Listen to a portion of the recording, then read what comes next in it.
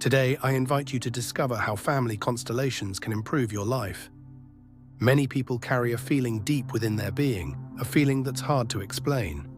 It's not sadness, it's not anger, it's more like a silent burden, as if they had to pay for something, though they don't know what. It's an invisible guilt, a guilt with no name, with no clear cause. A guilt that hides but controls everything. That guilt can make you feel like you don't deserve to rest, like you can't enjoy, like there's something wrong with you, even if you don't know what it is. Some carry it since childhood, others discover it later on. Some feel it just when they're about to achieve something, and then sabotage it. Others, when everything is going well, suddenly feel, for no reason, that it's unfair. And the truth is, often what we feel didn't even begin with us. Let me tell you a story, a real story inspired by many people who, like you and me, have felt that strange, invisible weight and decided to face it. This is the story of Clara and how, through a family constellation session, she discovered that this guilt wasn't hers, and that returning it to its origin was the first step toward living in peace again. Clara is 38 years old. She lives in a mid-sized city and works in web design. She's a sensitive, creative, responsible woman. Everyone describes her as a good person. She's always there for others, but inside, she feels as if she's always in debt. Since she was young, Clara felt she had to do more, give more, try harder. That if something went wrong, it was her fault. That if someone got upset, it was probably because of something she had done. For years, she tried to ignore it. She thought maybe it was insecurity, low self-esteem, or just anxiety. But there was something deeper, a feeling of not being okay inside. Every time life offered her something good, a job, a relationship, a well-earned rest, part of her felt uncomfortable, as if she didn't have the right to fully accept it.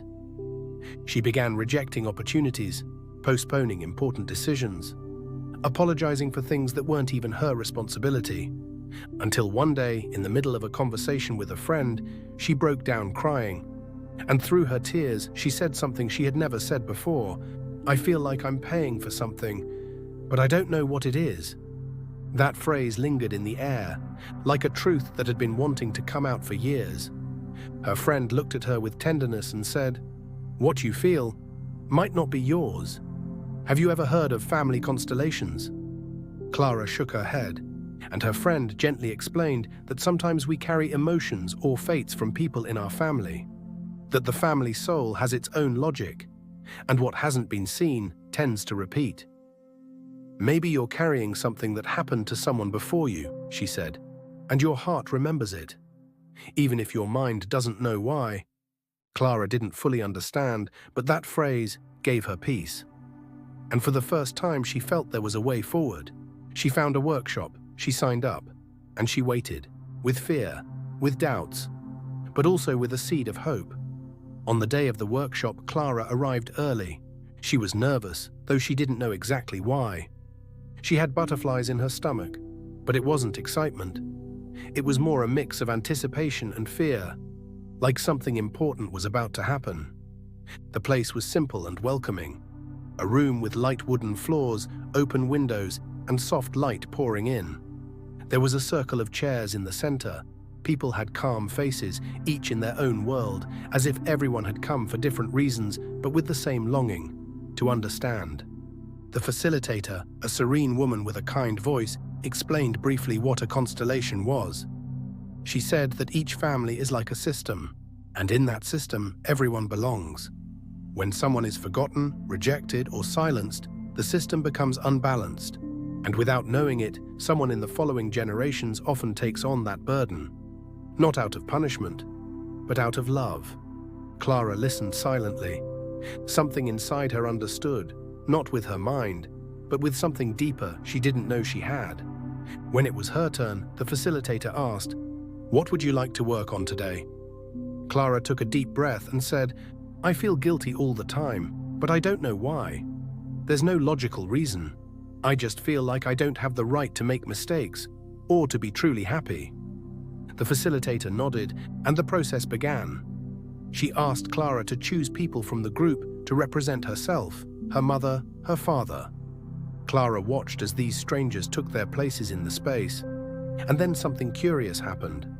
Clara's representative stood frozen. She couldn't look at her mother or father. Her gaze was fixed on a spot on the floor.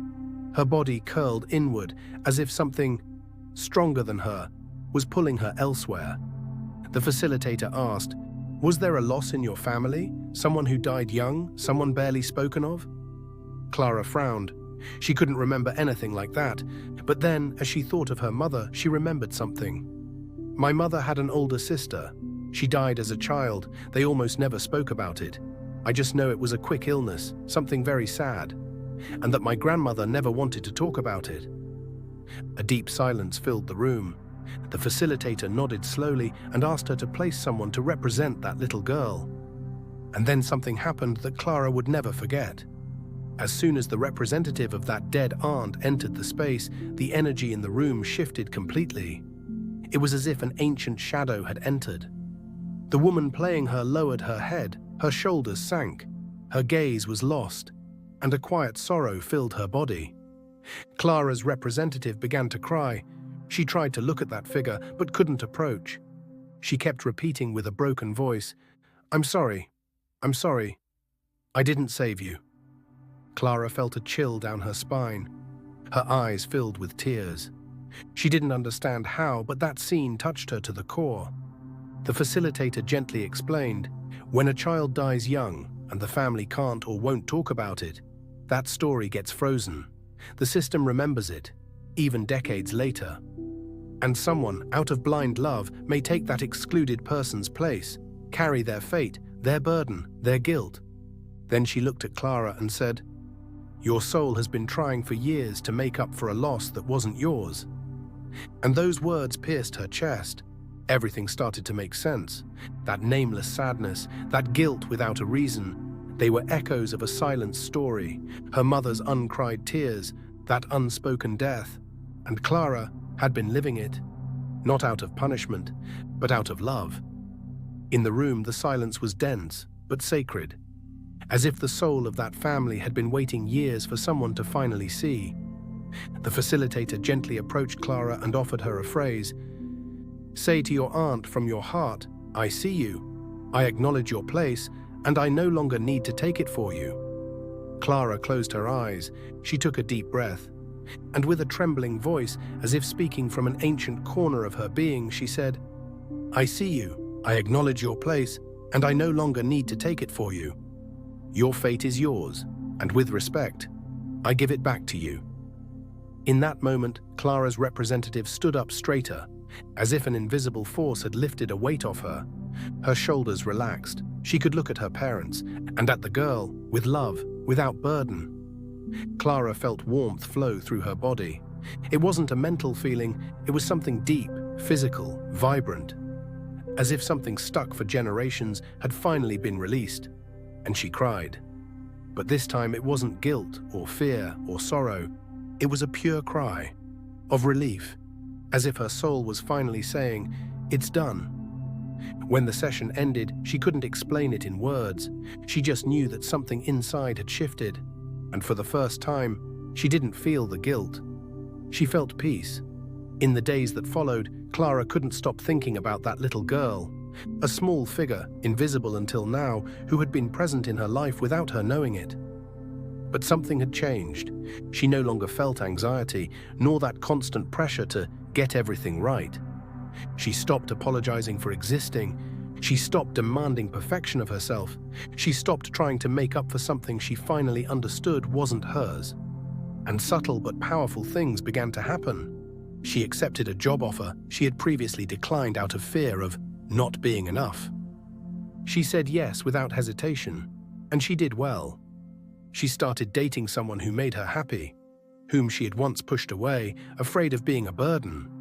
This time, she let herself enjoy it, to feel loved without guilt, and most importantly, she began to listen to herself, to know when something was hers and when it wasn't, to set boundaries without fear, to rest without guilt. One day, having coffee on a terrace, she realized something simple, yet profound. She was calm. There was no constant tension, No feeling that she should be doing more, no suspicion that she was failing somehow. There was just her, present, at peace, and inside her a phrase repeated softly like a mantra. I no longer carry what isn't mine. What happened to Clara wasn't a miracle. It was a deep movement in the family soul. Sometimes we think what we feel is only ours, but we are not islands. We come from a story, from a chain of people who loved, suffered, kept silent, and survived. Family constellations, developed by Bert Hellinger, are based on a very simple, yet powerful, idea. Every family member has the right to belong. When someone is excluded, forgotten, rejected, the system loses balance, and then, out of unconscious, blind, deep love, someone later on tries to compensate.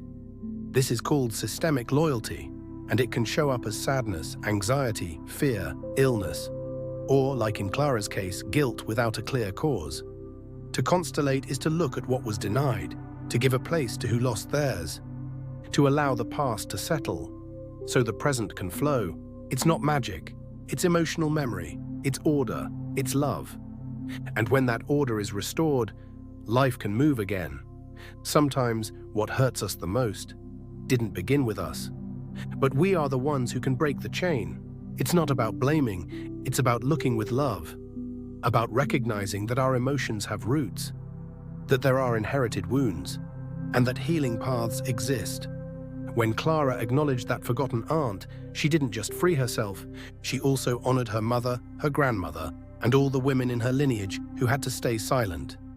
And that changes everything. Because when you heal, it's not just you who heals. You heal backward, and you heal forward. So if you've ever felt guilt you don't understand, a nameless sadness, a fear without cause, maybe it's not only yours, maybe it's an old story, waiting to be seen with love. And if you dare to look, you might discover that the weight you carry doesn't belong to you. Return it with respect, and take your place, the place of life, the place of peace, the place of someone ready to live in freedom.